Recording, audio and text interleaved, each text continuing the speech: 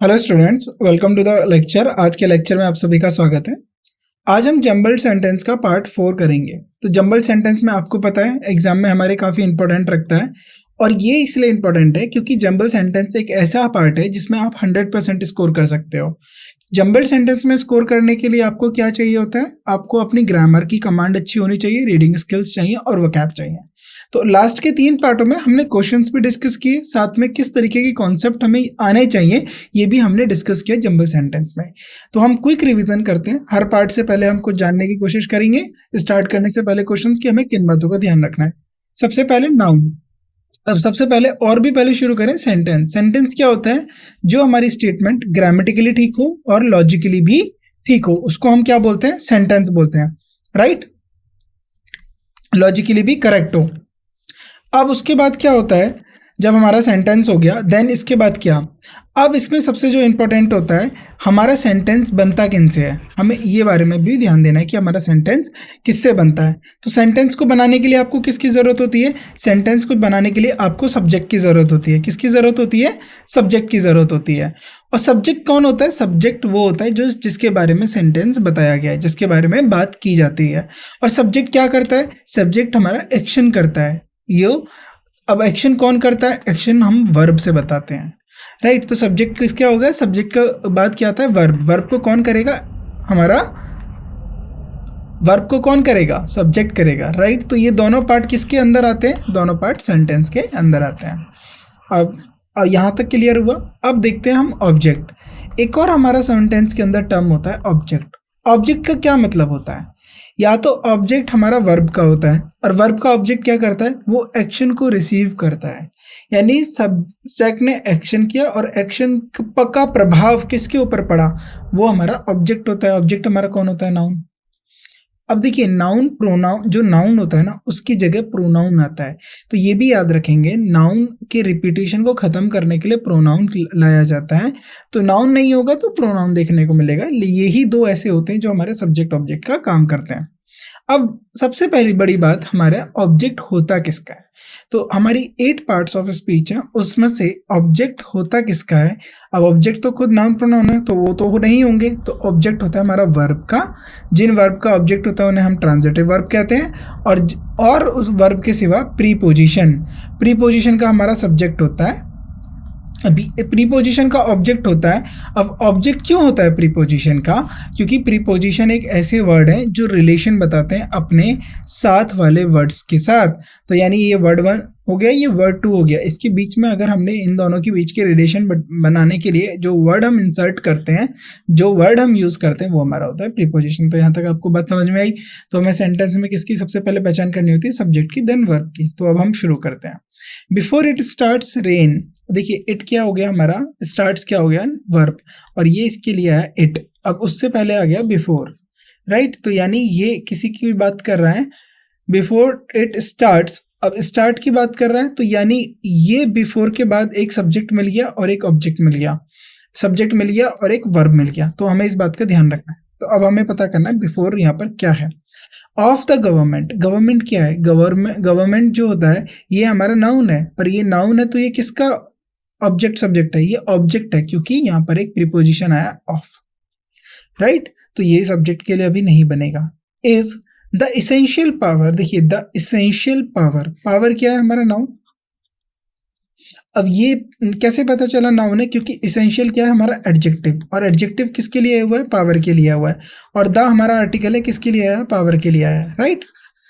तो अब यहाँ पर हमारा कोई प्रीपोजिशन नहीं दिख रहा है, हमें कोई वर्ब नहीं दिख रहा है जिसका ये ऑब्जेक्ट होगा, तो इसको हम कंसीडर कर सकते हैं सब्जेक्ट बनाने के लिए। तो इस पे हम अपना डाउटफुल रखेंगे इसको आगे। इसको the power to manage conflict. The power conflict का, कॉन्फ्लिक्ट क्या होता है? देखिए, कॉन्फ्लिक्ट हमारा नाउन है, नाउन है। और ये यहाँ पर सब्जेक्ट है या ऑब्जेक्ट है? यहाँ पर ये ऑब्जेक्ट है। कैसे पता?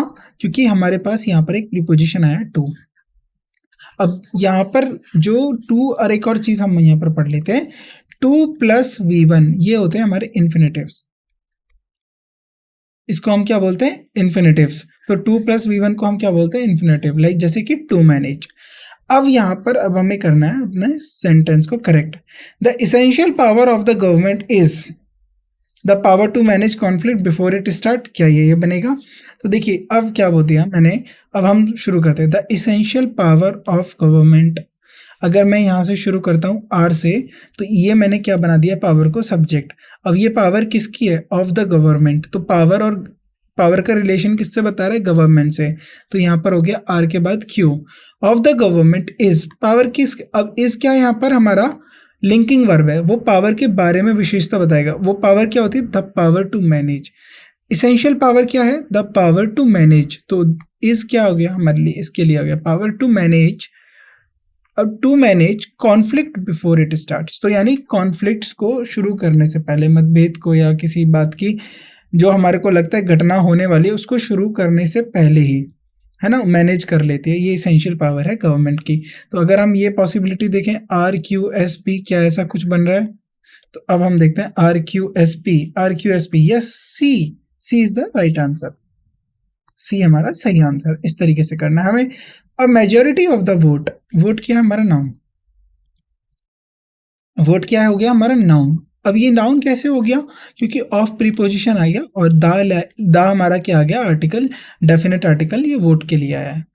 और अ मेजोरिटी, क्या है हमारा? इंडेफिनेट आर्टिकल, किसके लिए हुआ है? मेजोरिटी के लिए। मेजोरिटी हमारा क्या हो गया? Noun, noun. तो अभी हमें इसके बारे में पता करना है, मेजोरिटी हमारा सब्जेक्ट होगा या ऑब्जेक्ट होगा, लेकिन वोट तो हमारा ऑब्जेक्ट है ऑफ प्रीपोजिशन का। द पार्टी दैट रिसीव्ड, अब देखिए दैट रिसीव्ड, अब रिसीव्ड क्या हो गया हमारा? वर्ब।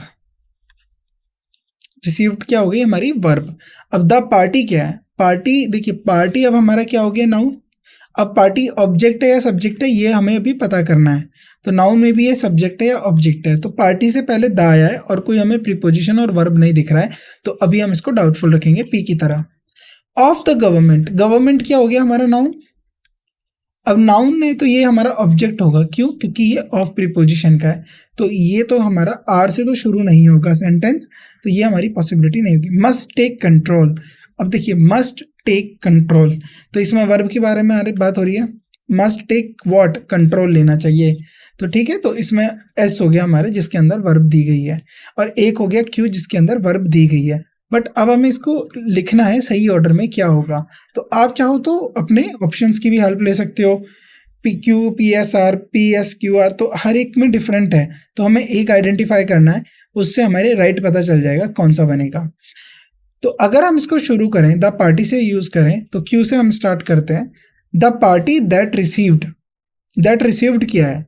अब पार्टी ने क्या रिसीव किया होगा? A majority vote. तो ये रिसीव वर्ड, ये वर्ब हो गई, और इस वर्ब का मैंने ऑब्जेक्ट बना दिया मेजोरिटी वोट, तो ये हमारा सब्जेक्ट नहीं बनेगा। तो क्यू के बाद मैंने क्या लिख दिया? P. The party that received, वो पार्टी जिसको मेजोरिटी ऑफ वोट मिलते हैं। मेजोरिटी का मतलब आधे से ज्यादा, बहुमत जिसको होती है, 2/3 बहुमत जिसको होती है, उसको हम बोलते हैं मेजोरिटी ऑफ वोट। यानी जिसको हम बोलते हैं मेजोरिटी का मतलब होता है 50% + 1। अगर ये वोट जिसके पास है उसको हम बोलते हैं बहुमत। तो that received majority of the vote, किसकी? Of the government must take control. Majority of the vote must take control of the government. तो अब हमें इन दोनों का, क्यू और पी का तो हमने सही ऑर्डर निकाल दिया। The party that received a majority of the vote must take control, किसका? Control of the government. QPSR, control of the government, must take control of the government. तो हमारा क्या सही ऑर्डर बना? QPSR। तो हम QPSR ढूंढेंगे, यस, ए part में हमारा राइट आंसर है। Now question number 18। So next question आता है हमारा 17 हमने डिस्कस कर लिया। 18, can express a view on in which the electorate a particular issue of public policy, a referendum is a vote। सी, अभी यहाँ पर हमें देखना है कि किस बारे में, किसका इसका सही ऑर्डर हो सकता है। आपको मैं ऑप्शंस दिखा सकता हूँ, SQPR, RPQS, QRSP, PORPQR, this is Q, PQRS। तो अब हमें इसमें से सही ऑर्डर बताना है कि कौन सा ऑर्डर होगा। लेट्स सी, अब हम इसको डिस्कस करते हैं अच्छे से कैसे। अब यहाँ पर मेरे को नाउन पता करने हैं, तो नाउन पता करने का सबसे बेस्ट तरीका या तो सब्जेक्ट होगा या ऑब्जेक्ट होगा। Can express a view on, अब व्यू हो गया और ये एक्सप्रेस भी आ गया, तो can express a view on, on हमारा प्रीपोजिशन है। अब इस प्रीपोजिशन के साथ कोई ना कोई आना चाहिए, क्या आना चाहिए? नाउन आना चाहिए। तो हमें पता करना है ऑन के लिए कौन सा नाउन शुरू होगा। इन विच, ऑन के बाद इन कभी नहीं आएगा, तो पी के बाद क्यू का तो कॉम्बिनेशन नहीं होने वाला है। तो आप तो ये वैसे भी खत्म कर सकते हो, पी के बाद क्यू का कॉम्बिनेशन किसके अंदर दिया हुआ, तो डी ऑप्शन तो वैसे भी आंसर नहीं होगा।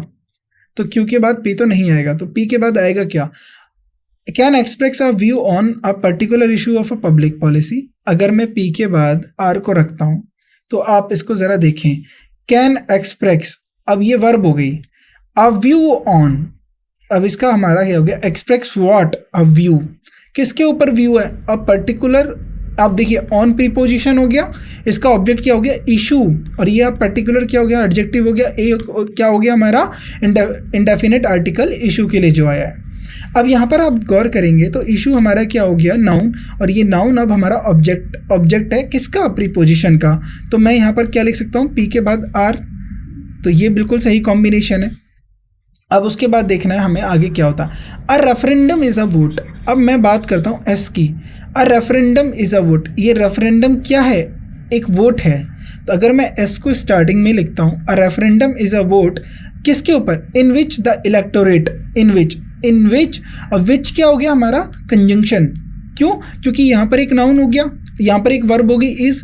अब जब भी आपको पता है, लास्ट के क्लासेस में भी हमने पढ़ा है, कंजंक्शन क्या होता है, कंजंक्शन दो क्लॉजेस को जोड़ता है, क्लॉज 1 और क्लॉज 2। क्लॉज 1 का भी खुद का एक सब्जेक्ट होता है, क्लॉज 1 हो गया हमारा, क्लॉज 1 और क्लॉज 2, क्लॉज 1 का अपना एक सब्जेक्ट हो गया, सब्जेक्ट 1 वर्ब 1, और क्लॉज 2 का भी अपना एक सब्जेक्ट हो गया, सब्जेक्ट 2 वर्ब 2, राइट। तो कंजंक्शन हमारा इन दोनों क्लॉजेस को आपस में जोड़ता है। यहाँ तक आपको बात समझ में आई, बिल्कुल। अब हम आगे बढ़ते हैं, तो विच क्या हो गया हमारा, कंजंक्शन हो गया। अब इसके साथ दूसरी क्लॉज क्या, द इलेक्टोरेट, ये हमारा सब्जेक्ट हो गया, किसका, कैन एक्सप्रेस, इलेक्टोरेट ये इस वर्ब का सब्जेक्ट हो गया, क्या कर सकते हैं वो, एक्सप्रेस कर सकते हैं किसके ऊपर, a view on a particular issue of public policy. तो अगर मैं इससे शुरू करता हूँ, as referendum is a vote, Q, in which the electorate, P, can express a view on a particular issue of public policy, R. तो मैं इसको देखता हूँ ऑप्शन में ऐसा कुछ है, एस क्यू पी आर, बिल्कुल ऑप्शन ए हमारा राइट आंसर, राइट। आगे बढ़ते हैं, इन मॉडर्न सोसाइटीज और merely suppressed has conflict been resolved. अब देखिए इन क्या हो गया, प्रीपोजिशन हो गया, इन मॉडर्न सोसाइटीज, अब इन प्रीपोजिशन हो गया, किसका प्रीपोजिशन हो गया, सोसाइटीज का, राइट। और मेयरली सरप्रेस्ड, और हमारा क्या है, ये जोड़ रहा है दो वर्ड्स को, और merely suppressed has been conflict been resolved, has been conflict भी हो गया और बीन रिजॉल्व भी हो गया। तो और हमारा यहाँ पर हो गया प्रीपोजिशन, और यहाँ पर हो गया कंजंक्शन। कंजंक्शन क्यों हो गया, देखिए हैज क्लास कॉन्फ्लिक्ट, हैज हमारा क्या है, वर्ब बता रहा है, पोजेशन का वर्ब बता रहा है, राइट। और बीन रिजॉल्व ये भी हमारा वर्ब है। तो अब इस तरीके के क्वेश्चंस को सॉल्व करेंगे कैसे, अब देखिए यहाँ पर हमें सब्जेक्ट तो डायरेक्टली मिल नहीं रहा है, तो अब हमें अपने ऑप्शंस की हेल्प ले सकते हैं, R P S Q, R S P Q, P R S Q, Q R S P. तो अगर हम इसकी हेल्प लें, अगर सपोज यहाँ से शुरू करते हैं पी से, तो हमारे को पीछे पी से कोई ऑप्शन दे, P R S Q, P R S Q, ये एक हमारे पास ऑप्शन है। In modern societies has class conflict been resolved और मेयरली सप्रेस्ड। अगर आप यहाँ पर बात कर रहे हैं इन मॉडर्न सोसाइटीज, ये तो हमारा इसका सोसाइटीज का ऑब्जेक्ट बन गया, और अब मैंने आपको एक बात बताई है कि ऑब्जेक्ट कभी भी सब्जेक्ट नहीं होता है, तो ये हमारा पी के बाद हैज कॉन्फ्लिक्ट, ये डी जो हमारा सी ऑप्शन है ये आंसर नहीं होगा। अब क्यू से शुरू कर लेते हैं, क्यू को चेक कर लेते हैं, और मेयरली सप्रेस्ड, उसके बाद क्या होगा, आर एस पी, तो इसके लिए हम लिखते हैं क्यू आर एस पी, और merely suppressed has class conflict been resolved in modern societies, ये भी सही ऑर्डर नहीं है। नाउ अब हम और दूसरा डिस्कस करते हैं, R S P Q, R S P Q discuss करते हैं, has class conflict, class conflict के होने के बाद has class conflict, R S P Q, ये हमारा ऑर्डर है, has class conflict been resolved modern societies और मेयरली सप्रेस्ड, ये गलत ऑर्डर है। अगर हमारे पास लास्ट ऑप्शन बनता है R P Q S, R P S Q, अब ये आपको ऑप्शन, आपको देखिए इसमें सब्जेक्ट डायरेक्ट नहीं मिला है, तो आपको क्या करना है, अब आपको इसको ढंग से पढ़ के समझना है। Has class conflict, has class conflict, किसके अंदर है class conflict? In modern societies. Class conflict है मॉडर्न सोसाइटीज के अंदर। हैज क्लास कॉन्फ्लिक्ट किसमें? In modern societies been resolved, क्या रिजॉल्व करा गया है? क्लास कॉन्फ्लिक्ट को। हैज क्या? पोजेशन बता रहा है, किसका पोजेशन बता रहा है? क्लास कॉन्फ्लिक्ट का, कि क्लास कॉन्फ्लिक्ट है किसमें? मॉडर्न सोसाइटीज में। बीन रिजॉल्व और मेयरली सप्रेस्ड, या तो उसको रिजॉल्व किया जा सकता है या उसको दबाया जा सकता है। मेयरली यानी मुश्किल से उसको दबाया जा सकता है। तो इसका सही आंसर होगा हमारा ऑप्शन ए। तो किस तरीके से वो आपसे पूछता है ये भी मैटर करता है। आपको अपनी अंडरस्टैंडिंग, आप किस तरीके से पैराग्राफ को इंटरप्रिटेट कर पा रहे हो वो बहुत इंपॉर्टेंट है। Several of our food are being extensively cultivated and vegetable crops hybrid varieties of। अब यहाँ पर देखिए varieties of हमारा प्रीपोजिशन है। अब इस प्रीपोजिशन का हमें ऑब्जेक्ट ढूंढना है, इस प्रीपोजिशन का ऑब्जेक्ट ढूंढना है। तो एस के बाद का हमें कॉम्बिनेशन क्या मिलेगा हमें देना है। अब देखिए यहाँ पर देखते हैं हाइब्रिड वेराइटीज ऑफ, ऑफ के बाद क्या एंड आएगा? नहीं आता है। आर आएगा? नहीं आएगा। सेवरल आएगा? यस सेवरल आ सकता है, क्योंकि सेवरल क्या हो गया? नाउन हो गया। एस के बाद हो गया P, hybrid varieties of several of our food, hybrid varieties। देखिए यहाँ पर देखिए ये हमारा varieties क्या है? varieties हमारा नाउन है, क्योंकि इसका देखिए वैरायटी और वेराइटीज, तो किसी ना किसी की वैरायटी और वेराइटीज के बारे में बात हो रही है। कॉमन नाउन है तभी तो सिंगल का प्लूरल बना हुआ है। तो हाइब्रिड क्या है? एडजेक्टिव है उसका। तो एस से अगर हमारे स्टेटमेंट शुरू होता है तो एस के बाद पी आ गया। सेवरल ऑफ अवर फूड, अब इसके बाद देखिए are being extensively cultivated and vegetable crops. अब यहाँ के बाद several of our food and vegetable crops are being extensively cultivated. अब यहाँ पर देखते हैं अवर फूड में क्या हो गया? नाउन हो गया, किसका? ऑफ का। और अवर क्या है? पोजेशन बता रहा है, पोजेसिव हमारा एडजेक्टिव हो गया। और are being extensively cultivated, are क्या है? अगर यहाँ से ध्यान से देंगे आर हमारा क्या है? आर हमारा वर्ब है। कैसा वर्ब है? प्लूरल वर्ब है। तो इसका कोई ना कोई सब्जेक्ट प्लूरल रहा होगा, तो यहाँ पर हमें मिल रहा है एस। तो आर जो हमारा किसके लिए आया है? वेराइटीज़ के लिए आया है, ये बात हमने याद रखी। तो एस पी के साथ हम देख सकते हैं कितने, एस के बाद क्यू आर पी है और ये, तो हमारा इन दोनों में से कोई ना कोई आंसर होगा। ये आंसर नहीं बनेंगे। अब हमें देखते हैं कौन से आंसर बनेंगे। तो अब यहाँ है hybrid varieties of several of our food. अब फूड एंड वेजिटेबल्स, कल्टिवेटेड क्या हो रहा है? फूड और वेजिटेबल क्रॉप्स ही तो हो रही हैं। एंड कल्टिवेटेड, यहाँ पर देखेंगे extensively cultivated and several of our food and vegetable crops are being extensively cultivated। तो Q हमारा लास्ट होगा, S हमारा शुरू होगा, P होगा, then R। S P R Q ये किस ऑर्डर में? D में। ये बिल्कुल ठीक है। नाउ आगे मूव करते हैं। Against the officer, reason for the accusation, there should have been who was in charge at that time. तो यहाँ पर हमारा PQRS दिया हुआ है। अब हमें इसको करना है। Against the officer, against preposition हो गया, ऑफिसर इसके लिए क्या हो गया? हमारा ऑब्जेक्ट हो गया, right. Reason for the acquisition, for क्या हो गया हमारा? प्रीपोजिशन। एक्यूजेशन क्या हो गया हमारा? एक्यूज करना, आरोप। तो ये क्या हो गया? हमारा ऑब्जेक्ट हो गया फॉर का।